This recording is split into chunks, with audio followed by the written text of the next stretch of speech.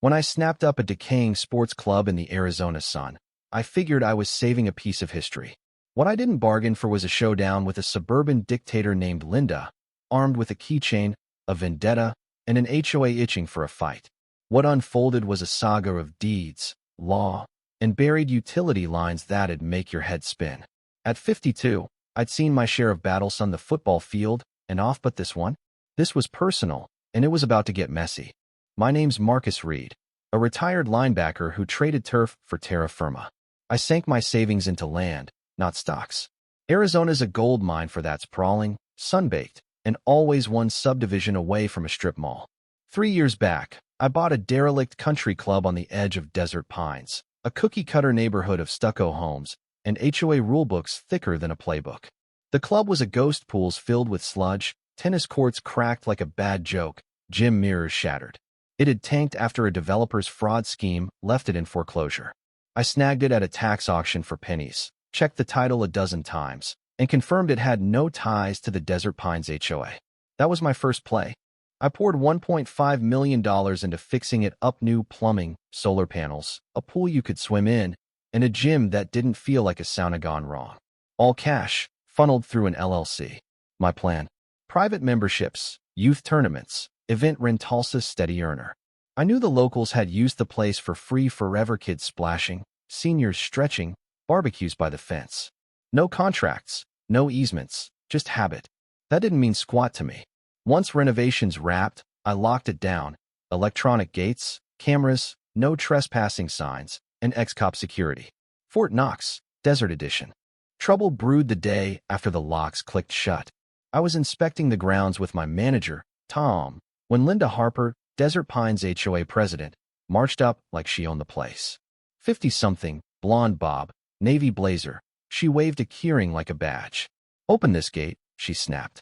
"We're here to inspect community facilities." I raised an eyebrow. "This isn't community property, ma'am. It's mine. You're trespassing." Her face went red.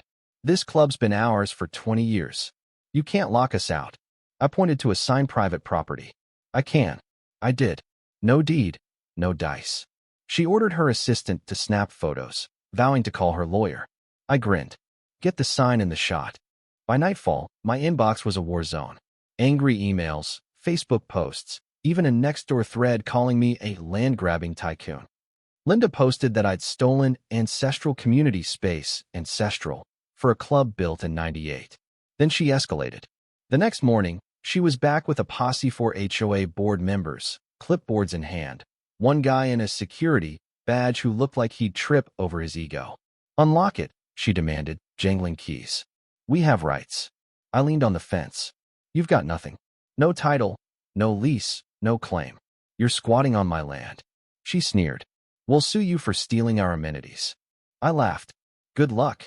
Within days, the HOA sent a legal letter claiming I'd violated neighborhood access norms and demanding public access. Pure nonsense. But the smear campaign was real: local blogs, social media, even a petition to save our club. Teens tried hopping the fence.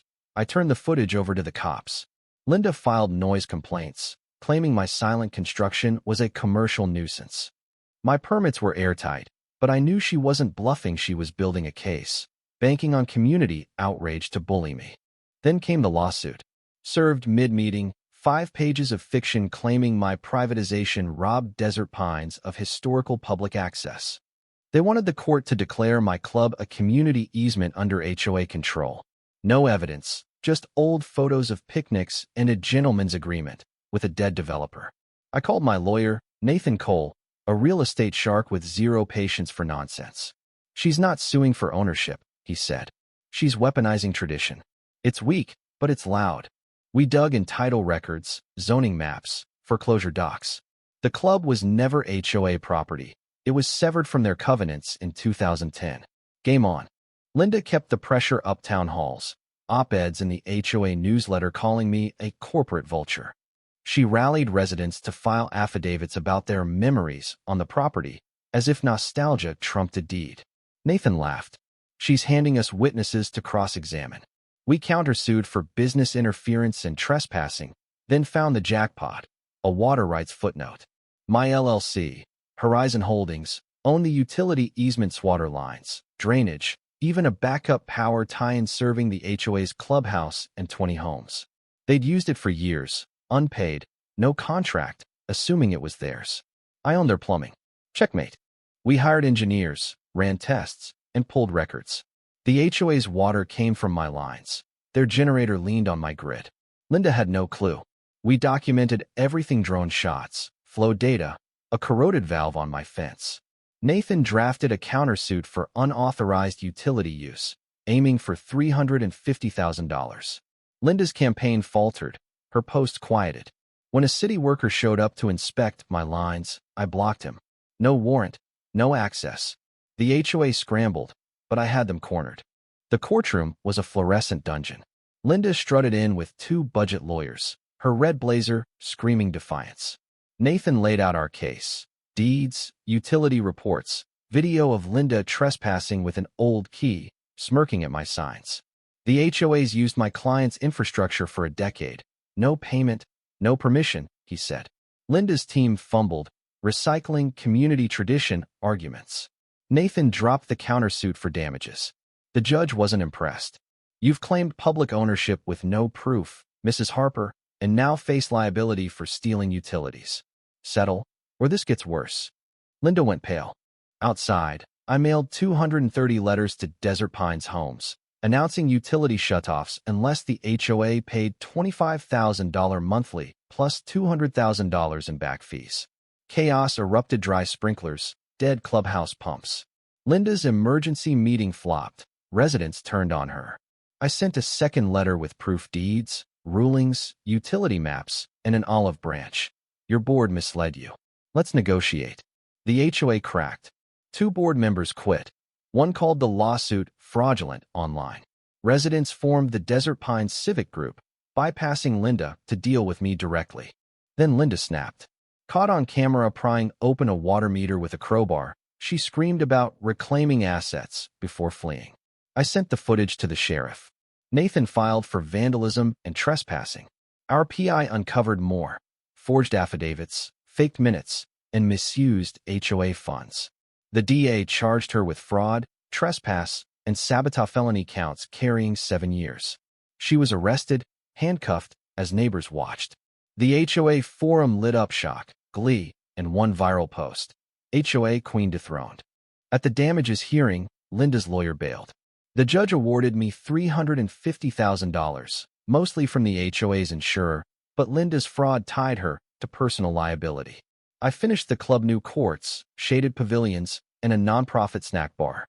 Rebranded as Sunridge Athletic Club, it offered memberships, scholarships, and swim classes. The wait list filled fast. The Civic Group signed a fair utility contract, all above board. Linda pleaded guilty, got 5 years, and lost her house. The judge called her a warning against unchecked power. On opening day, kids dove into the pool as parents toured. A local senator praised community accountability. I unveiled a sign: private property. Respect boundaries. No tyrants. The crowd roared. That night, under a purple sky, I walked the grounds. No threats, no letters, just peace. This wasn't revenge. It was about what's mine and making damn sure no one forgets it. What do you think? Have you faced bullies like Linda, or seen injustice twist a community? Share your take in the comments. Let's hear where you stand on power, fairness, and fighting back. Your voice matters.